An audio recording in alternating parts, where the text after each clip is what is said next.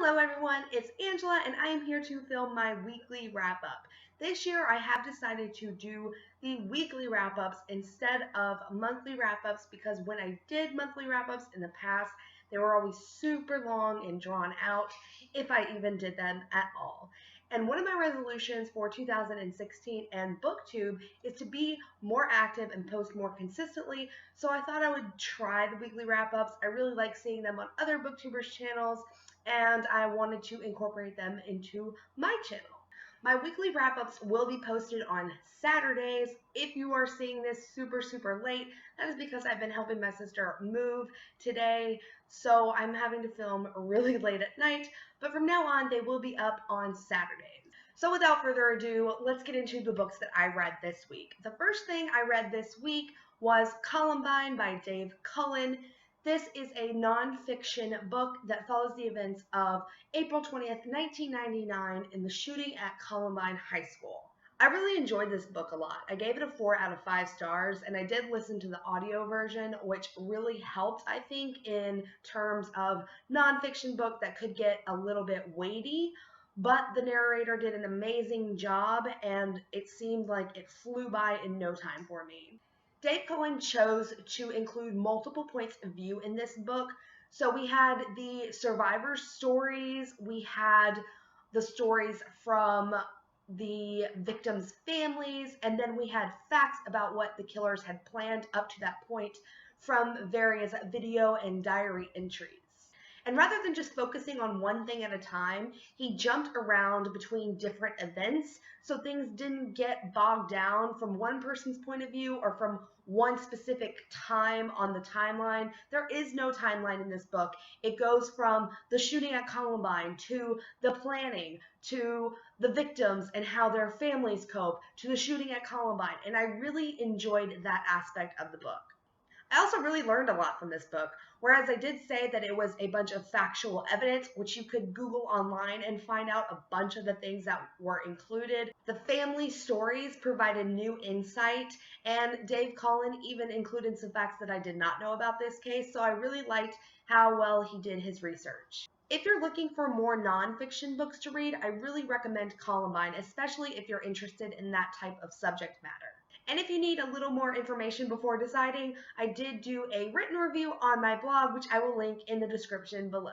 The next book I read was After the Crash by Michelle Busey. I did do a review on this book, which will be linked somewhere up here with the little I button. I really enjoyed this book. The two things that I enjoyed the most about it were the mystery and the character development. I thought Michelle did an amazing job crafting his characters, and the mystery that he wrote had me turning the pages constantly. I did not want to put this book down, and when I did, all I thought about was this book. I really recommend you guys go check this out for yourself. I did give it a 4 out of 5 stars. The next book I listened to was Faking It by Cora Carmack. This is the second book. It follows Losing It, but this book is from the perspective of Cade and Mackenzie. We met Cade in the first book, and this follows his story after he has moved to Philadelphia. One day he is sitting in a coffee house when a girl approaches him and asks him to be her fake boyfriend. Enter Max Miller, who is in desperate need of a fake boyfriend for her parents' visit. While Max's parents think that she may have some issues, they have no idea the amount of tattoos that she actually has or that she plays in a rock band. However, through the course of their fake relationship, Cade tries to convince Max to come out of her shell and be more comfortable in her own skin and eventually tell her parents who she really is. This is a contemporary romance, which I was so in the mood for at the end of last year, and it might finally be passing. The phase might finally be passing, you guys, and I can read something else. I gave this book a 3.5 out of 5 stars. I thought it was okay. I enjoyed Losing It just a little bit more, and Max, in my opinion, was a bit whiny at times, but it was an okay read. The next book that I read this month also came from the Overdrive app, which I am loving. I listened to it on audio on my way to work in about a day, and that would be Wait for You by Jennifer Armentrout, writing as Jalen. This was my first ever Jennifer L. Armentrout novel, and it was a contemporary romance. I did enjoy it. I did give it a 3.5 out of 5 stars, which seems to be the theme for contemporary romance this week. It follows the story of a girl named Avery and a boy named Cam.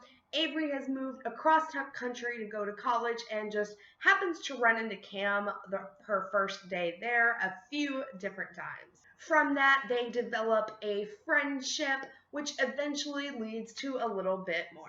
However, Avery is hiding some things. She keeps getting a series of threatening emails and calls and text messages that somehow relate to her past. Like I said, I did enjoy this book. I had a few minor problems. I thought that the romance bordered a very fine line between chemistry and insta-love. And I don't know if it's the subject matter of the book, but I just did not like the way that sex was portrayed in this novel. However, I did like Jennifer L. Armentrout's writing style, and I'm willing to give her another chance. Do you guys think I should continue in this series, or do you think I should try and pick up Lux? Let me know down in the comments below. And the final book that I read this week, I just finished earlier today, would be Splintered by A.G. Howard. I have heard great things about this series. I haven't really heard anything negative. Splintered is the story of Alice Liddell's great-great-great-granddaughter and her going into the realm of Wonderland trying to break the family's curse. If you are confused when I say Alice Liddell, that is the same Alice from the story Alice in Wonderland.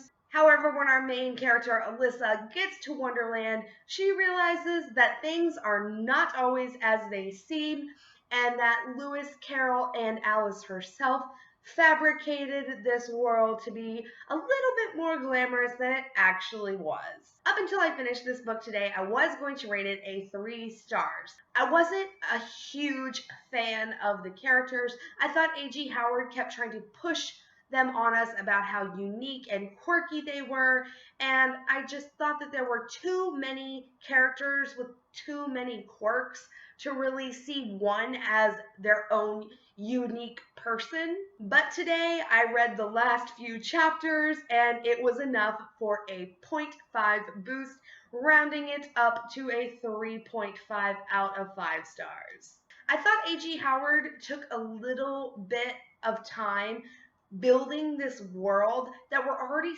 somewhat familiar with. I know things have changed for the purpose of this book, but I wish there would have been more plot instead of world building. However, I did read the start to the second book, which was included at the end of Splintered, and it seemed like things would get a little bit better now that we already had this world established, so I may pick that up soon. Well, guys, that is all of the books that I read this week. Let me know what you read down in the comments below. Have you read anything that I have, and what did you think of it?